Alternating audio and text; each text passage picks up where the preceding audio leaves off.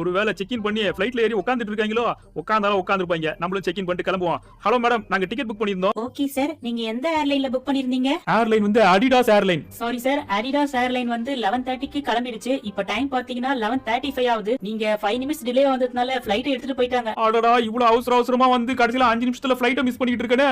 இந்த சின்சானால தாங்க வருது. சொல்லி 5 நிமிஷம் வந்தாங்க டிலே பண்ணிருந்தா. இல்லனா நேரம் புடிச்சிருக்கலாம் ஃளைட்ட. ஞாபகம் வருதே ஞாபகம் வருதே ஞாபகம் வருதே பொக்கிஷமாக நெஞ்சில் புதைந்த நினைவுகள் எல்லாம் ஞாபகம் வருதே.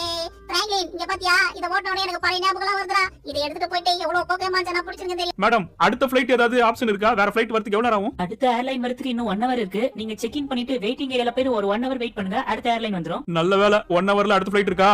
ஏய் சின்சான், நம்ம ஃப்ரெண்ட்ஸ் கூட ஜாலியா போலாம்னு பார்த்தேன். ஆனா முடியாது போல இருக்கு. நம்ம 2 பேரும் மட்டும் தனியா அடுத்த ஃளைட் தான் போய் ஆகணும். ஓஹோ, அப்ப பரவாயில்லையா? 1 hour வெயிட் பண்ணி இருந்துட்டு அந்த ஃளைட்லயே போய்வோம். அப்புறம் கதவை வந்து இங்க வச்சிருக்காங்க. கலக்கல லைட்லாம் ஏத்திட்டு இருக்கு. டெக்கரேஷன்காக வச்சிருக்காங்களோ? அடே, அது